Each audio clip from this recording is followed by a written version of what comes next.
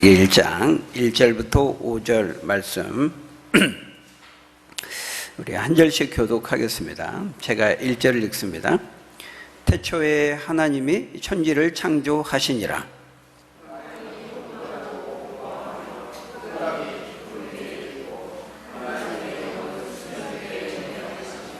하나님이 이르시되 빛이 있으라 하시니 빛이 있었고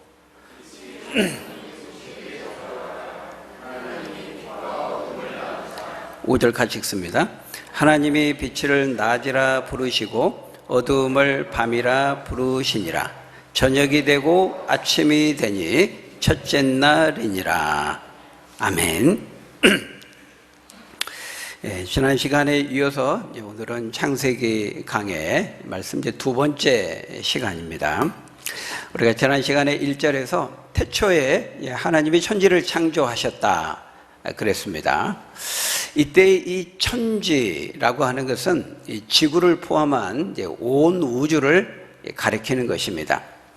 우리 한글로 번역될 때는 천지 그러니까 한자죠. 하늘과 땅 그런 말이지만 우리가 일반적으로 생각하는 그 스카이로서의 하늘 그리고 우리가 발을 딛고 있는 이 그라운드 또 랜드로서의 그 땅은 그 뒤에 8절과 9절에 나옵니다. 8절과 10절에 나오죠.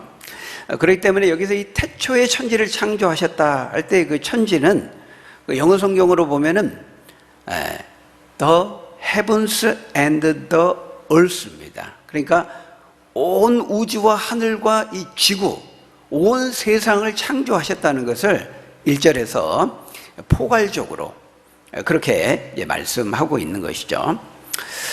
이 창조하셨다 할 때 히브리어 단어가 바라인데요. 바라. 이 바라라는 말은 오직 하나님만을 주어로 해서 사용되는 단어입니다.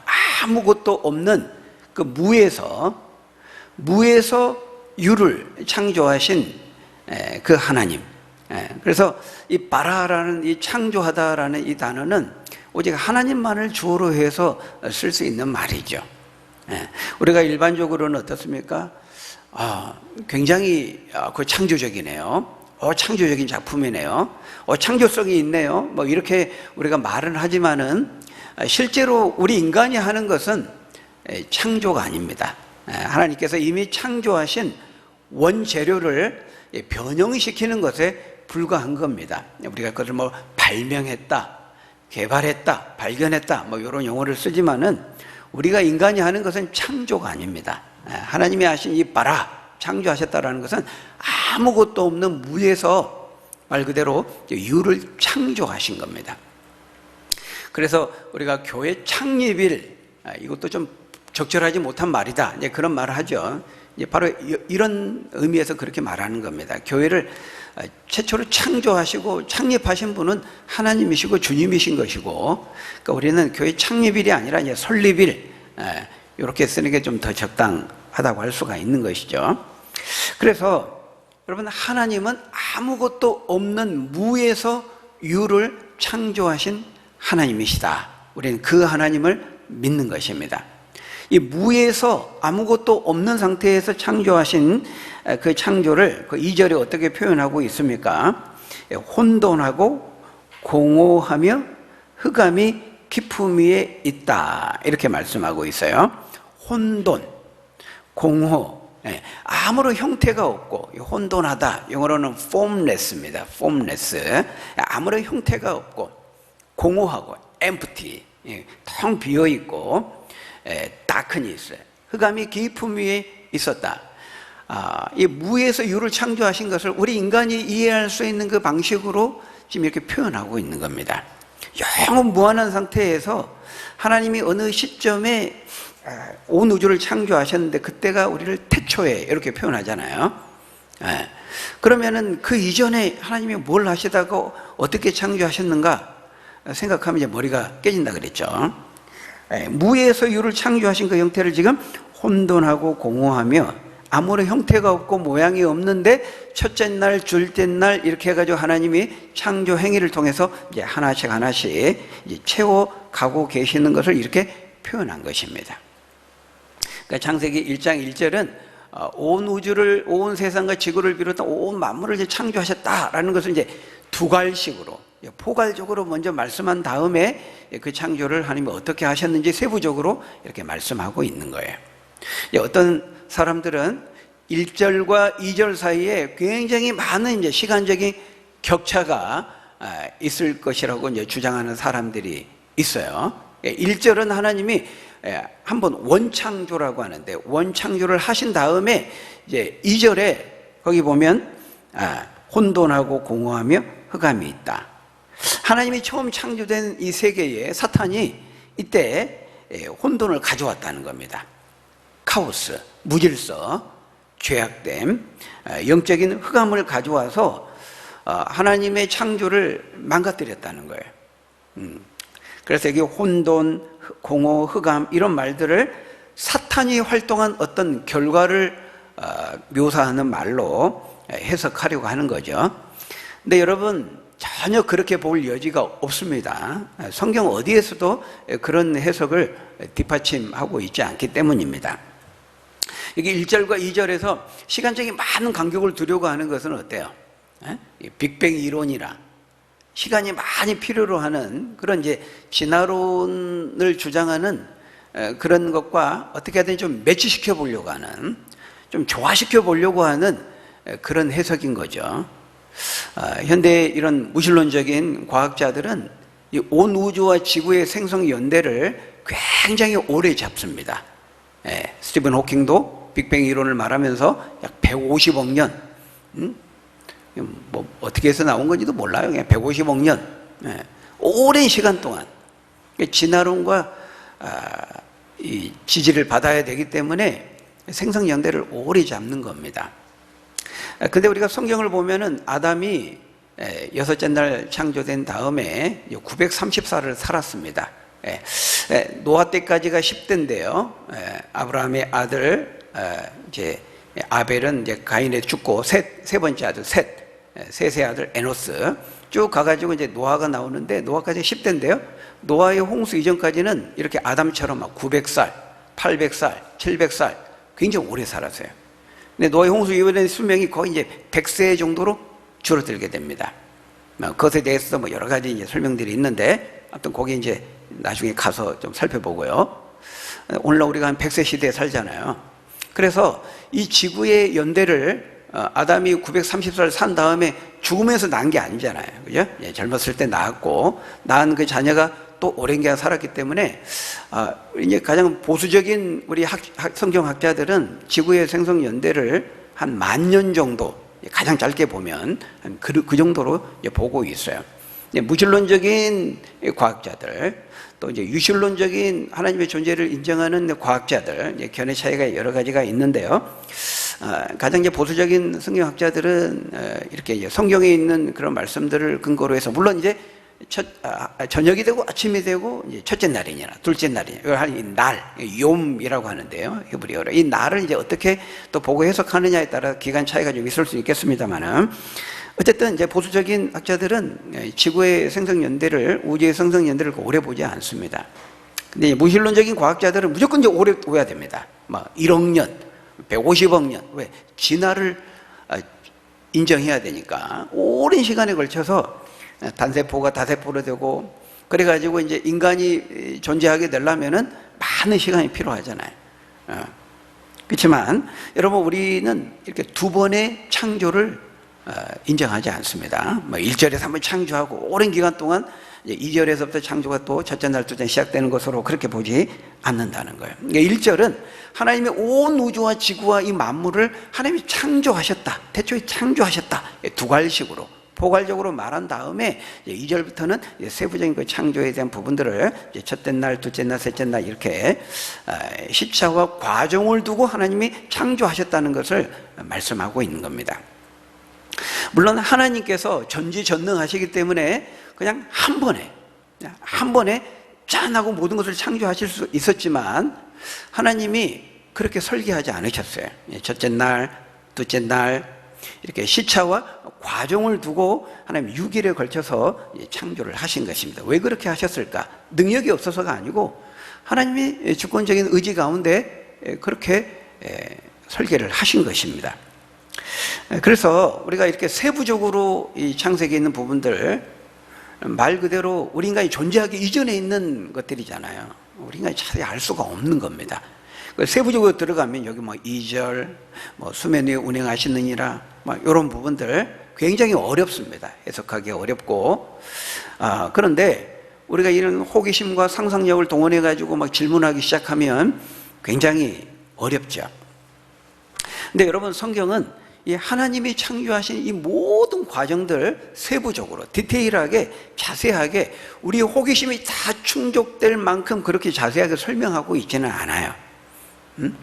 사실 여러분, 하나님이 온 우주와 지구를 만드시고 창조하신 그 모든 세부적인 과정을 설명하신다, 우리 인간이 이해할 수 있는 언어로 설명하신다, 성경 몇 권이 필요할 겁니다.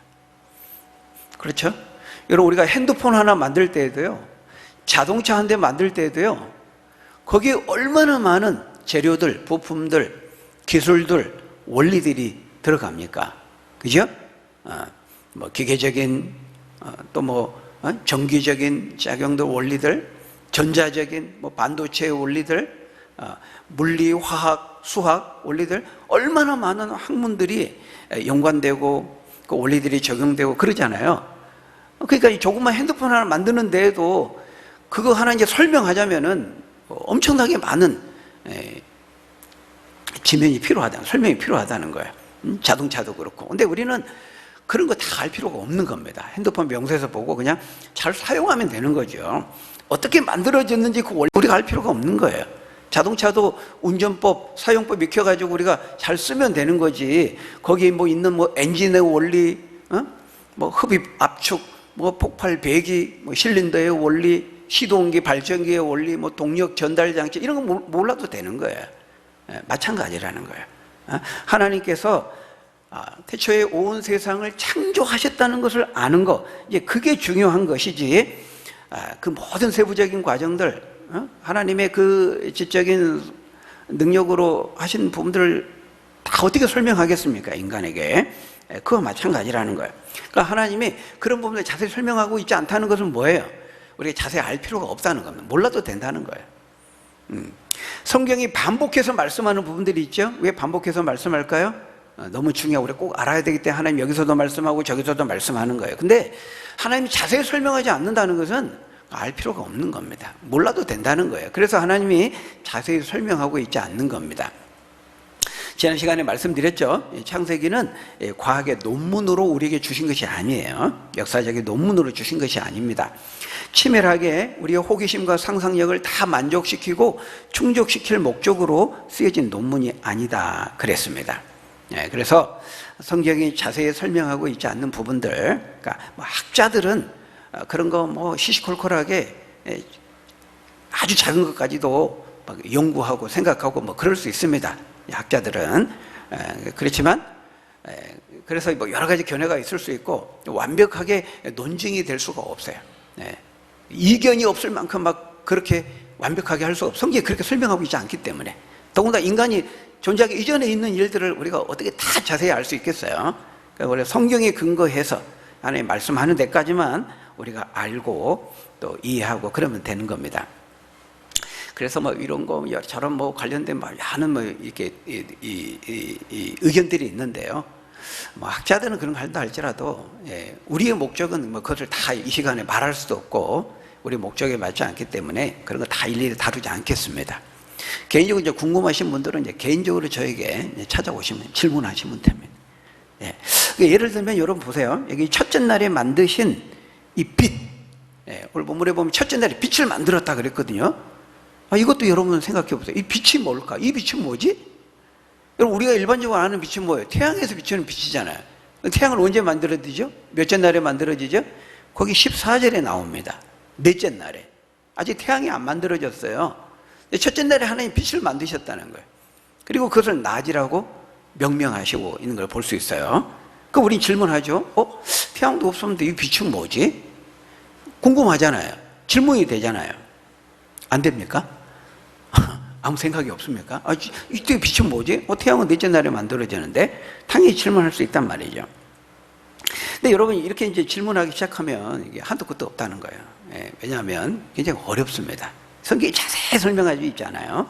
여기에도 이제 몇 가지 견해가 있어. 이 빛이 뭘까?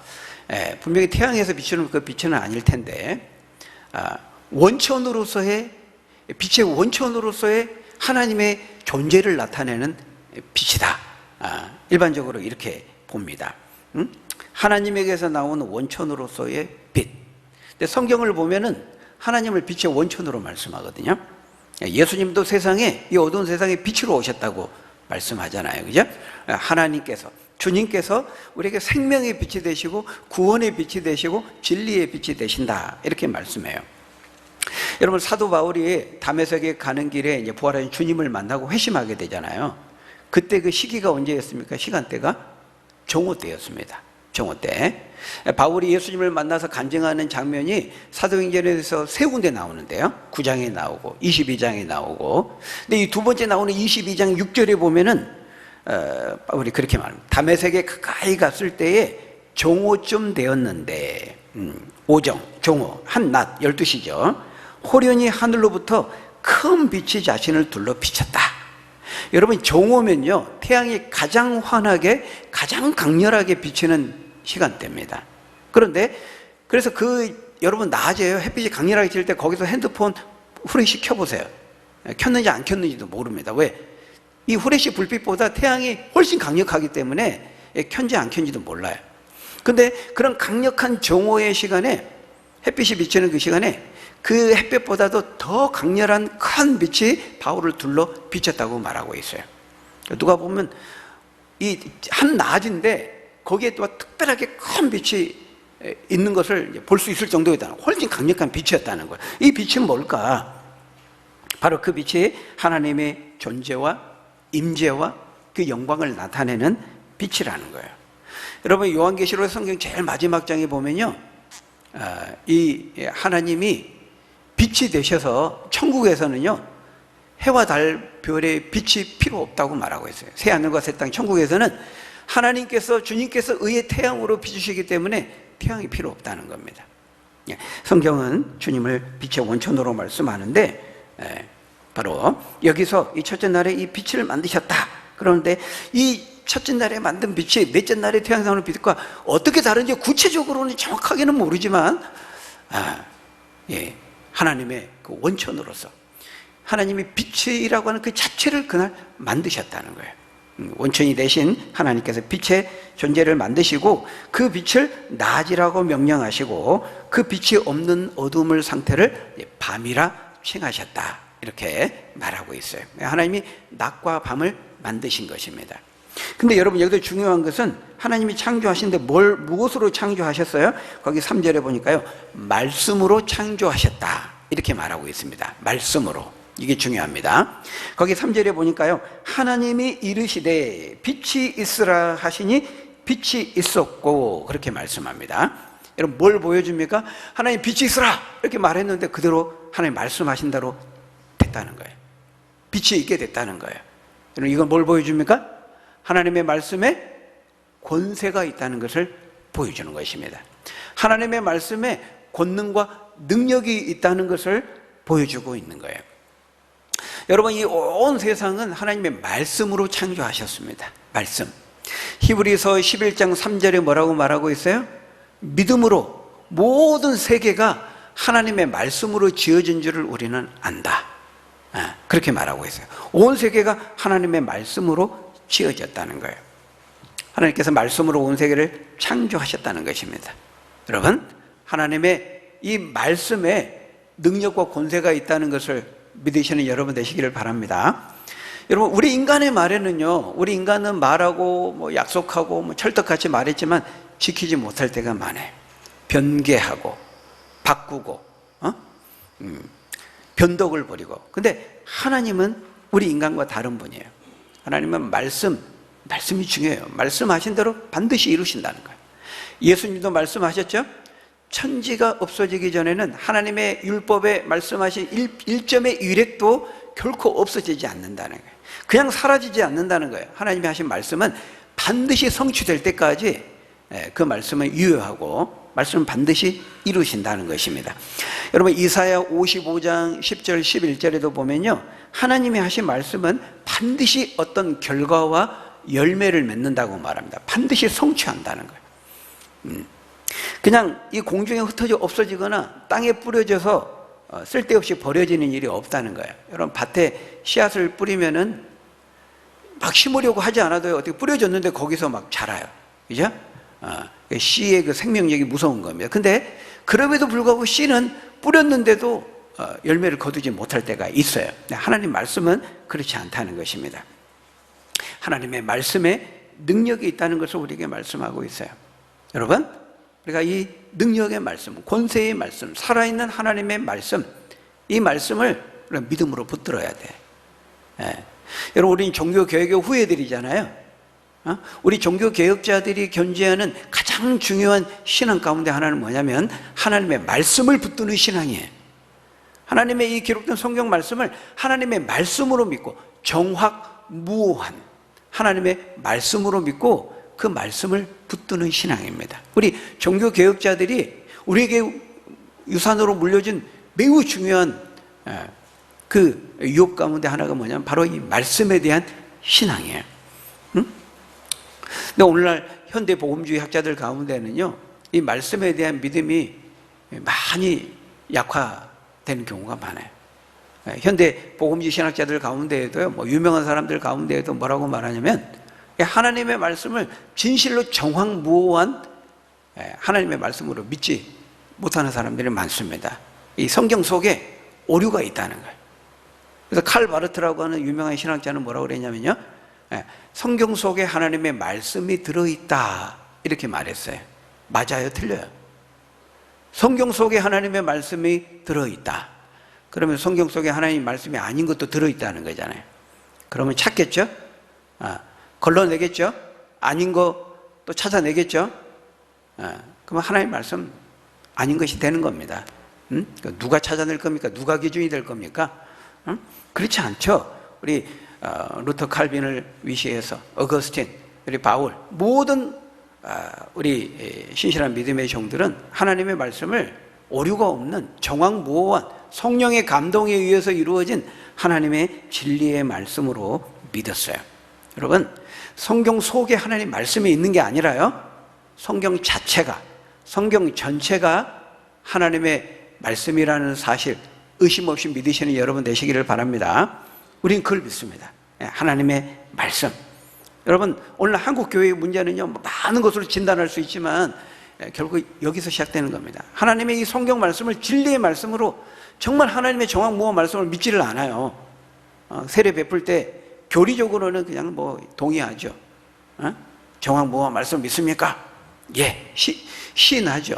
교리적으로, 형식적으로. 근데 진짜 마음으로 내가 믿는 하나님의 말씀, 진리의 말씀을 믿느냐? 이 말씀 따라가는 것이 인생을 성공적으로 사는 것이고 후회하지 않고 행복하게, 복되게, 참되게 사는 것으로 내가 정말 믿느냐? 하나님 말씀이 내 삶의 가치관이 되고 세계관이 되고 내비게이션이 되고 내 삶의 등불이 되느냐? 이정표가 되느냐?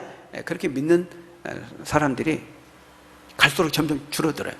목사라고 하는 사람들 중에서도, 교수라고, 신학교 교수라고 하는 사람들 중에서도, 학자라는 사람들 중에서도 그렇게 못 믿는 사람들이 많아지고 있다는 거예요. 여러분, 하나님의 말씀이 내 심령 속에 깊이 각인되어서 그렇게 되면요, 이게 나 가치관이 되고 세계관이 되는 겁니다. 그 말씀대로 내가 내 삶 속에서 행동으로, 말과 행실과 삶으로 구현하고 실현하고 적용하고 실천하게 되는 것이죠. 여러분, 성경 히브리서 4장 12절에 보면요, 하나님의 말씀은 살아있는 말씀이라고 말하고 있어요. 죽어있는 말씀이 아니에요. 다만 그 말씀이 이 종이와 문자와 여기에 기록이 되어 있는 형태로 우리에게 주어진 거죠. 여러분, 우리에게 정보가 주어진 형태, 기록된 형태는 여러 가지가 있잖아요. 뭐 영상으로 촬영될 수도 있고, 소리, 음성으로만 주어질 수도 있고. 근데 그 하나님의 음성 말씀이 우리에게는 문자의 형태로 우리에게 주어진 것 뿐이에요. 살아계신 하나님의 말씀이에요. 히브리서 4장 12절에 보면은 하나님의 말씀은 살았고 활력이 있어, 생명력이 있어, 살아있어. 좌우의 어떤 것보다도 예리해서 우리의 영과 혼과 관절과 골수를 찔러 쪼개고 우리 영혼을 치료하고 우리 육신을 치료하고 우리의 삶의 모든 만물의 문제를 밝게 드러낸다고 말씀하고 있잖아요. 여러분, 이 살아계신 하나님의 이 능력의 말씀, 이 말씀만을 붙잡고 믿음으로 나아가는 저와 여러분 되시기를 주의 이름으로 축원합니다. 여러분, 마지막 하나만 더요. 우리에게 말씀하시는 거, 오늘 본문에 뭘 말씀합니까? 하나님께서 정하신 창조 질서가 있다는 거예요. 창조 질서, 낮과 밤. 하나님께서 이 권능의 말씀으로 처음 창조하신 것이 첫째 날에 빛입니다. 빛. 이 빛을 낮이라고 칭하시고 이 빛이 없는 상태를 밤이라고 칭하셨는데요, 하나님은 이 빛과 어두움의 경계, 낮과 밤의 경계를 정하셨다고 말씀하고 있어요. 낮과 밤의 경계를 선을 딱 긋고 정하셨어요. 이건 낮이다, 이 밤이다 구분하셨어요. 경계를 세우셨다는 것입니다. 여러분, 이것이 하나님 정하신 창조 질서입니다. 여러분, 이 세상에는요, 하나님이 창조하신 이 세상에는 하나님이 정하신 창조 질서라는 게 있어요. 질서라는 게 있습니다. 앞으로 우리가 계속 그 질서의 여러 가지 것들을 볼 거예요. 결혼, 가정, 남성, 여성, 하나님 정하신 질서가 있습니다. 우리는 이 질서를 잘 따르고 알아야 돼요. 하나님이 낮과 밤의 경계를 정하시고 질서를 정한 다음에 뭐라고 하셨어요? 보시기에 좋았더라. 하나님이 만드셔놓고 내가 참 잘 정했다. 하나님 정하신 그 질서를 보고 하나님이 스스로 좋았더라 이렇게 말하고 있어요. 그죠? 그 영어로 보면은 굿입니다. 굿. 굿. 히브리어는 토브입니다. 토브. 굉장히 놀라운, 굉장히 좋은, 완벽하게 좋은 그런 말입니다. 토브. 여러분, 저기 3번 쪽에 가면요, 제가 아는 사람이 이렇게 온강대 병원 옆에 이제 카페를 차렸는데 그 카페 이름이 토브입니다. 토브. 무슨 말이에요? 완벽하게 커피 맛이 좋았더라, 뭐 그런 말이죠. 토브. 그러니까 하나님께서 낮과 밤을 정하신 다음에 보시기에 좋았더라 이렇게 말하고 있어요. 그러니까 여러분, 어떻습니까? 우리가 이 하나님이 정하신 질서, 낮과 밤의 경계를 무너뜨리면 안 돼요. 그걸 따라야 되는 것이죠. 근데 현대인들은 어떻습니까? 자꾸 낮과 밤의 경계를 없애려고 하죠. 인위적으로 낮과 밤의 경계를 없애려고 합니다. 하나님의 창조 질서는 낮에 일하고 낮에 공부하고 낮에 활동하고 밤에 자고 쉬는 겁니다. 근데 우리 오늘날 인간들은 안 그러죠. 밤에 불야성을 이룹니다. 그렇죠? 네, 여러분, 그게 좋은 게 아니에요. 세상에서 가장 멋지고 아름답게 보는 게 뭡니까? 주경야독입니다. 주경야독. 주경, 낮에 밥 깔고, 야독, 밤에 독서하는 거죠. 근데 이때의 독서는 쉬면서 편안하게 취미생활로 읽는 그런 독서가 아니고 치열하게 이제 공부하는 겁니다. 옛날에 이렇게 생활이 어려울 때 낮에 생계를 위해서 일하고 밤에 촛불을 끄지 않고 글을 읽고 장훈급제와 출세를 위해서 공부하는, 그걸 일컬어서 우리가 이제 주경야독 그렇게 말하는데요. 우리 한국 사람들이 제일 좋아하는 겁니다. 그죠? 아침에 일찍 일어나서 일하고 낮에는 땀 흘리면서 일하고 밤에는 또 열심히 일하고, 이게 한국 사람들이 좋아하는 겁니다. 짧은 시간에 많은 것들을 하고 짧게 투자하고 많은 것들을 얻으려고 하는 것이 현대인들, 자본주의를 살아가는 오늘날 우리 사람들의 그런 열망 아닙니까? 근데 여러분, 그렇게 아침 일찍 일어나서 일하고 낮에 땀 흘려서 일하고 밤에도 안 자고 일하고 그래야 성공하고 출세하고 그런 사람들이 또 세상에 이제 모델처럼 여겨지고 있는 그런 시대를 우리가 살아가는데요. 여러분, 기억해야 됩니다. 하나님께서 낮과 밤의 질서, 경계를 정하셨다는 거예요. 하나님의 창조 질서를 거스르면 안 됩니다. 병됩니다. 빨리 죽습니다. 우리 자녀들에게도 막 잠자지 말고 막 공부해라, 뭐 억지로. 그래서 막 요즘에는 잠을 못 자게 하는 그 약도 있습니다. 학생들이 약 먹고 공부하고 일하고 하는데 몸 축나게 하는 겁니다. 하나님 창조 질서를 거스르는 것이기도 하고요. 빨리 죽어요. 밤에는 빨리 자고. 저도 약간 야행성 기질이 있어가지고 밤에 책이 잘 읽혀요. 고등학교 때부터 그렇게 공부를 해놔서 좋은 게 아닙니다. 잠잘 때도요, 그 옆에 그 조명등 이런 거 켜면 안 좋아요. 깜깜할 때에만 우리 몸에서 분비되는 호르몬이 있다 그러죠. 멜라토닌입니까? 뭐 그런 호르몬이 있다 그러잖아요. 예, 전기 불빛이 있고 그래서 자기 전에 핸드폰 보고 이러면은 해로운 거예요. 예, 잘 때도 캄캄한 상태에서 숙면을 취할 수 있도록 그렇게 해야 되는 것입니다. 예, 하나님이 정하신 창조 질서가 있다는 거 우리가 기억해야 돼요. 인간이 얼마나 어리석은지요. 우리가 더 잘 살고 더 행복하게 살기 위해서 우리는 하나님의 창조 질서를 거스리고 무너뜨리지만은 오히려 그것이 부메랑이 되어서 우리 인간에게 온다는 거예요. 여러분, 양계장이 닭 키우는 거 여러분 보세요. 닭이 걸어 다닐 공간이 없어요. 옆에 있는 닭하고 직접 막 몸을 부대끼면서 생존을 이어가요. 그리고 알을 낳아요. 그러니까 스트레스를 받으면서 알을 낳으니까요. 요즘에 누가 이 계란 날계란으로 먹는 사람 있습니까? 없습니다. 없어요. 잘못하면 병 걸리죠. 옛날에 막 뛰어다니는 이런 닭들이 낳은 계란은 그 건강한 계란이 또 우리가 막 날계란을 먹어도 됐습니다. 지금은 닭들이 면역력이 약해요. 조류독감도 잘 걸리고.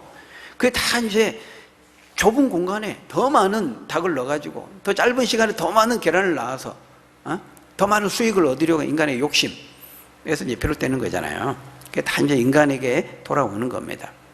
여러분, 나중에 우리가 살펴보겠습니다만 하나님은 낮과 밤의 경계와 질서도 정하셨지만요, 평일과 안식일의 경계도 정하셨어요. 하나님 정하신 질서가 있습니다. 하나님께 우리가 안식일을 주셨다는 거예요. 이거는 하나님 정하신 질서이기도 해요. 물론 안식일을 위해서 우리가 있는 게 아니고 우리를 위해서 안식일이 있는 겁니다. 예수님이 그렇게 말씀했죠. 안식일을 지키기 위해서 있는 것이 아니라 우리의 영적인 육적인 복지와 유익을 위해서 안식일을 주신 거예요. 하나님이 이 6일간 일하고 안식일을 지키라. 열심히 평일을 살고 주일날 하나님을 예배하고 영적 육적으로 쉬라. 하나님이 정하신 질서라는 거예요. 여러분, 이 하나님이 정하신 질서를 어기면서 인간은 절대로 행복할 수 없다는 걸 우리가 기억해야 됩니다. 왜? 하나님이 우리를 가장 잘 아시잖아요. 우리를 만드셨으니까. 우리 인간을 만드시고 우리 인간이 가장 윤택하게 살 수 있는 그 질서로 이런 것들을 정해 주신 거예요. 우리는 그걸 존중하고 따라야 되는 거죠. 그래서 우리 행복하게 살 수 있는 거예요. 나중에 보겠지만 신명기 10장에 보면은 하나님이 우리에게 명령하시는 거, 이런 율법, 규례, 하라 하지 마라 이렇게 말씀하신 이유를 뭐라고 그러죠? 우리의 행복을 위해서 주셨다. 이렇게 말씀하고 있어요. 오늘날 이 세상에서는 이 낮과 밤의 경계를 무너뜨리는 그런 무한 경쟁의 질서 속에 우리가 들어가지 않으면은 도태되고 낙오될 것으로 세상은 늘 우리를 가르치고 부추기지만은 여러분, 우리가 세대를 본받아서는 안 됩니다. 로마서 12장 2절에 뭐라고 말씀하고 있어요? 너희는 이 세대를 본받지 말고 마음을 새롭게 함으로 변화를 받아 하나님의 선하시고 온전하고 기뻐하신 뜻이 무엇인지 잘 분별하라 그랬잖아요. 세상 사람인데 다 이렇게 생각하고 이렇게 간다 할지라도 우리 잘 분별해야 돼요. 저렇게 하는 게 맞나? 저렇게 하는 게 하나님 뜻인가? 생각하고 분별해야 된다는 거예요. 여러분, 그 말은 우리가 열심히 공부하고 열심히 일하고 열심히 살면 안 된다 그런 말 아니죠. 게으르게 살아도 된다 그런 말 아니죠. 열심히 살아야 됩니다. 성실하게 살아야 됩니다. 공부할 때 공부해야 되고 일할 때 일해야 되고 준비할 때 준비해야 되죠. 데살로니가후서 3장 10절에 보면은 일하지 않는 자 먹지도 말라 그랬어요. 하나님 일하시는 분이에요. 예수님이 말씀했죠. 아버지가 일하신 나도 일한다. 하나님이 일하시는 분이에요. 성실하신 분이에요. 그러니까 우리도 일해야 돼. 그분을 믿는 자녀들도 열심을 품고 주를 섬기라 그랬잖아요. 게으르게 주를 섬기라 그러지 않았거든요. 때가 악하면 세월을 아끼라 그랬잖아요. 열심히 살아야 돼요. 그거를 하지 말라는 것이 아니고 하나님의 질서, 말씀을 통해서 말씀하신 정하신 그 질서와 세상의 가치가 충돌될 때 세상을 따라가면 안 된다는 것입니다. 이 세대를 본받지 말고 하나님의 선하시고 기뻐하시고 온전하신 뜻을 따라서 하나님이 정하신 그 질서를 잘 따라서 말씀을 통해서 주신 그 원리를 따라서 세상의 가치에 휘둘리지 말고 말씀을 따라 살라 이렇게 말씀하고 있습니다. 바라기는 저와 여러분들이 하나님이 태초에 말씀으로 창조하셨고 낮과 밤의 경계를 정하시고 이 권능의 말씀으로 창조하셨다는 거 우리가 기억하고 이 말씀을 의지하고 또 하나님 정하신 창조 질서를 거스르지 말고 그 말씀을 잘 따라서 그런 자에게 주시는 그 행복을, 그 축복을 누리고 알지 못하는 사람들에게 전하며 살아가는 저희 여러분들이 다 되시기를 예수님의 이름으로 간절히 축원합니다. 우리 기도하겠습니다. 아버지 하나님, 능력의 말씀, 그 권능의 말씀으로 낮과 밤을 창조하시고 정하셨던 것을 우리가 보았습니다. 하나님이 정하신 창조 질서가 있다는 사실, 우리가 이 땅에 짧은 인생을 살 때 행복하게 살아가는 삶의 원리와 질서가 있다는 사실 우리가 알고, 그 질서를 거스르지 말고 그 질서를 잘 따라서 하나님 말씀 따라서 순종하며 약속된 분복을 누리며 살아가는 우리 모두가 될 수 있도록 하나님 축복해 주옵소서. 예수님 이름으로 기도합나이다. 아멘.